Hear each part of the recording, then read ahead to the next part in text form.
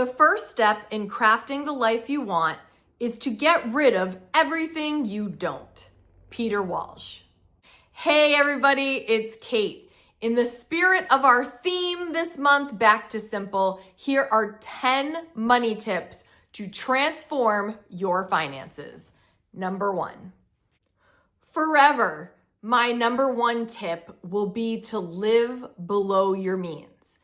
Frugal living has become such a way of life for me, and I know the secret to that is to spend less than you earn. I remember back when I started this channel, I remember people really getting into my frugal tips. And at one point, I remember somebody saying, Kate, I love all these tips, but I'm really looking for outside the box tips. And while I understand the catchphrase outside the box was very popular for a while, think outside the box, right? Why mess with what works? And what works is living below your means. And I talk about this relentlessly, but I talk about it because it's the number 1 cardinal rule of frugal living. Don't underestimate this tip. It sounds simple, I know, but if you never spend more than you earn, you will never be in debt. It is the math of it. It is the beautiful truth that if you never spend more than you earn, you will not be in debt. And if you spend less than you earn, you will be able to create a margin and save money. It's simple, it's true, but it's so effective. Don't ever forget this number 1 rule. Number 2, pay yourself a minimum of 10% of your take-home pay every single paycheck.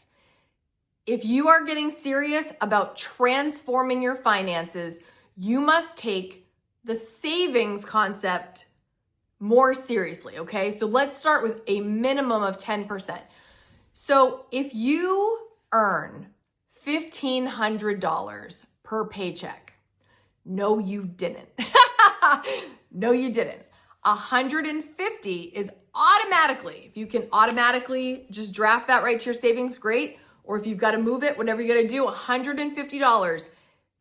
It's not, you don't even see that $150. Did you make $1,500? No, you didn't. You made $1,350.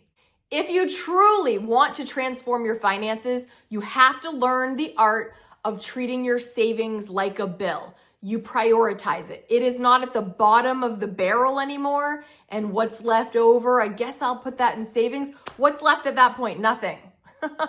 Don't do it in the reverse order. Start with it. It's gone. It is tucked away. It's prioritized. And then you work with what is remaining. And then it's done. You don't have to think about it. Boom. Eventually, this will become second nature. You won't even think about it. You're going to be on autopilot. Then bump it up to 11%, 12%. Do it till you get to a number you're comfortable with. Number 3, stockpile a month of expenses as fast as you can. If you missed my video last week, it was 10 realistic ways to save up $1,000 in 5 weeks. To get that ball rolling, go back and watch that video. It'll give you some tips to get $1,000 under your belt. And then once you've got to 1,000, keep going, right? But you want to have a month of expenses ready to go at all times so that you're not living paycheck to paycheck. My entire channel is dedicated to frugal living tips. So just poke around, use those tips, stockpile it as fast as you can so that you don't have to live paycheck to paycheck anymore. Tip number 4, never whip out a credit card to pay for something that you don't have the full payment for in your checking. If you don't have that money already ready to go so that you can just pay it off, don't buy it. And I mean that. Like, I know that sounds like common sense, but don't do it. Why are you going to put yourself in that position where you're going to be putting your purchase on credit and then you don't have that money and then you're going to have to pay for that item for months and months and months? Right now, if you're trying to transform your finances, if you can't pay for that in full at the end of the month, you don't have the money to buy that right now. Make a different decision for now.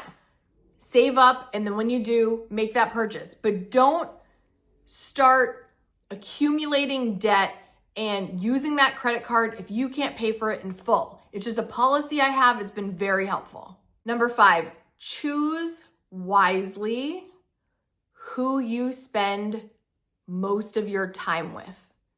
You need to be selective who has access to you on the regular, because if you choose to spend time with those that suck your energy dry, your wallet dry, it's not the best decision, because people that kind of have like a bad influence on you can influence you in ways that like you're not even realizing. Besides like friends that make you spend money because of the way they spend, sometimes it rubs off on each other. Some people have no problem with that, but just be very wise. I was just listening to that Taylor Swift conversation, and she says, you should think of your energy as if it's expensive, as if it's a luxury item.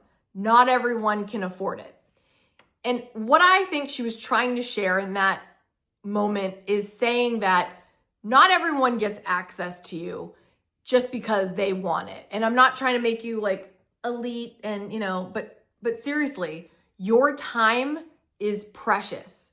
People say time is money, but your energy needs to be protected. And if someone is draining you financially, emotionally, energetically, don't let them do it anymore. You've got to find ways to decrease your time with those people and spend time with those that help you flourish, that give you good energy, and that make you feel happy and emotionally, excited and happy. So please don't waste your time on relationships that are going nowhere. And I mean that in friendships, in romantic ways, all the ways. Who you spend time with is very important. If you're getting value from this video right now and you're really excited to transform your finances, type in the comments, transform, and I will know that you are really thinking of ways to improve your finances. Let's get on to number 6. Do your daily budget check. You guys, this is one of the favorite parts of my day. I know that might sound geeky, but it's true. Every morning, I brew my coffee here at home. I sit at my computer. I usually get a cat or two snuggling with me. We sit down and we look at my checking account. We look at my Every Dollar app on the desktop, and I input any transactions of spending the day before. I just plop the receipts at my desk if I have any. And it just brings me such peace of mind. It makes me always know how much money I have. It always helps guide me in where I can spend, where I'm spending too much, where I'm spending maybe too little, and I could actually amp that up a little bit. It's the best use of 10 minutes every single morning. It's quick, it's fast, it's fun. Pair it with something delicious, either your breakfast or coffee, and get it done. It's quick, it's easy, and it's effective. Number 7, make a unique monthly budget every single month. And what you do is you just use the budget you had from the previous month, and then you tweak for what is happening in the current month. I learned this from Dave Ramsey a long time ago, and I didn't realize the impact that this had until I had it in motion, in action for a few months, because every month is a little different. Every month for us is very different. I know people do annual budgets, and that might work in general, but for me, I like planning for the month ahead because certain things are different from one month to the next. Some months you have back to school stuff. Some months you have a holiday looming. Sometimes it's a birthday heavy month. Sometimes you have, for me, like when it's the month that I have to pay my 6 months of car insurance because I do it in 6-month increments. It's different. So I can't budget it exactly the same way. The math will not math. So looking at it with a fresh perspective and knowing what's going on into that current month has been life-changing because it's accurate with what is happening in my real-time, real life. It's not just set it and forget it. I am actively in my budget. Like I said, that 10 minutes a day doesn't take long. And then I know exactly what I'm spending, what went out. On top of that, you must track what you spend so that you can reconcile that you actually did your plan. If you make a budget and you say, I'm going to spend $100 on this, and then you don't, and you go over, did you stick to the budget? No. Did you fix it? Like, say I did go over by $20. Did I find another category and decrease it by 20 and spend $20 less somewhere? You've got to make sure that the math continues to math throughout the month. Don't set and forget. Be in there. Be using that 10 minutes a day to just update. It's easy. And once you get into that routine, it's a habit. And I'll never go back from not doing that. I will do that probably the rest of my life because it makes me feel in control of my finances and it works. Number 8, focus on solutions, not problems. I have some people that I know that everything is a problem. Everything is woe is me. Everything is a complaint. Everything is doomsday, and they cannot see around the problems. They just continue to list them. If you're that person, I get it. Life is hard. There's lots of problems. But instead of focusing on them and dwelling, look for solutions. If you are always the person that's, this is bad, okay, what can I do to make this better? What can I do to fix this? Okay, I'm spending way too much in this category. What other category can I look at and I can tweak it a little bit so that now the budget will balance? And don't dwell on what's not working. Figure out what it is and then look for a solution and look for the positives and figure it out and then move on. I am the worst, the absolute worst at getting hung up on details and then not going anywhere, in the past anyway. And I realize when I'm doing it now, and find the solution and move on. Don't waste any more of that time. Learn from me. Number 9, always have a goal, a money goal that you are attacking. Like for me, it's the mortgage. It's the mortgage, and it's going to be the mortgage for a little longer. I think about it and I envision the day that I don't have a mortgage. Yes, I'll still have the taxes on the house. I'm not worried about that. I'm worried about that big lump sum that comes out every single month. Can you imagine not having that? Say your mortgage or your rent is $2,000 a month. Imagine that just back in your pocket. Oh, it's just too exciting to me. And I know, again, some people don't get pumped about that kind of thing, but I cannot wait. It's the only debt hanging over my head now, and I can't wait until it's no longer hanging over my head. So that right now is always eyes on the prize. But if you have a car payment, get rid of that car payment. Pay it off. Make it a goal.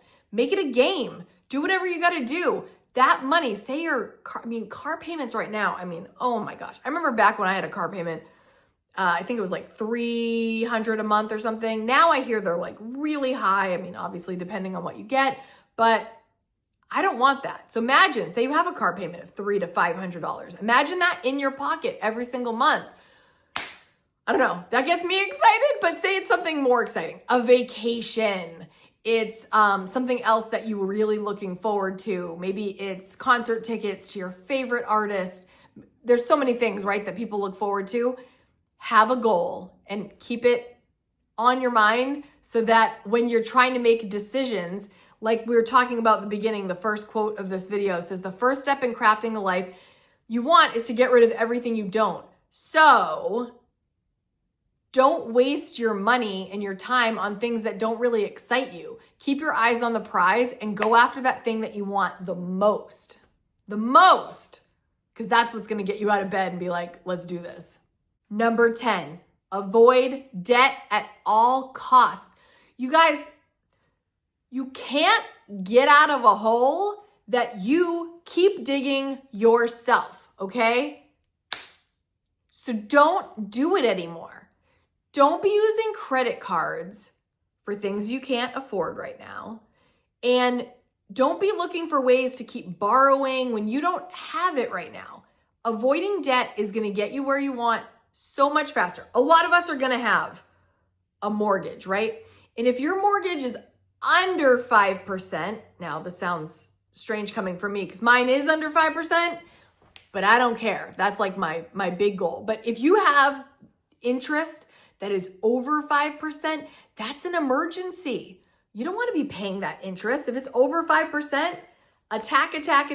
Get out of that debt, okay? Again, the mortgage, that most people, that's going to be a many year experience, and not everybody feels the same way I do about that. So I'm not saying you have to be like me and have that mentality, but for credit cards, student loans, all the other debt, like I would get rid of that. Get that monkey off your back and don't create more. If you already have it, that's the big thing. Don't keep digging. Stop now and look for ways to avoid that at all costs going forward. You will thank yourself. Frugal living is all about using your time, your money, your energy, all your resources to the best that you can, okay? To the best ability that you can, not being wasteful. And when you start spending your money, your time, and your energy on things that you love and that are totally worth it, your whole life gets better, okay? So stop wasting it on stuff that is insignificant and unimportant. Put all that toward the things that you really want in this life and transform your finances by creating these habits. Habits that you create can really carry you far because, like I've said, motivation can be fleeting, but discipline and doing it, even when you don't want to do it, sometimes really pays off, okay? So sometimes you've got to just be like, I don't care. There's a lot of times I don't feel like it. There's a lot of times I don't feel like it, but I got to do it anyway, right? There's sometimes I don't want to exercise. I don't want to eat right. Sometimes I'm so tired. I don't have time to film. I don't have the energy to film. But guess what? My K squad depends on me and I'm here. Yes, there's times where it's not going to work out, but the things that you are excited and passionate about, make it happen. You got this. What else has changed your finances? What else has transformed your money mindset? Leave it in the comments so we can read through and get even more tips on how we can transform our finances and live the life that we've been dreaming of forever, because who else is going to do it? No one. You are. So do it now. Start right now. Pick one of these things off the list. Read through the comments. See what the K Squad's saying and make some moves. You can do it. If you're not subscribed yet, I mean, how rude. Just kidding. But really, hit subscribe so you never miss a video. If you can, hit that like button. It helps get this video out to the rest of the people that want to transform their finances. And I thank you so much for being here. I've got another video for you to watch right here that I think you're going to love. I'll see you next week, guys. Bye.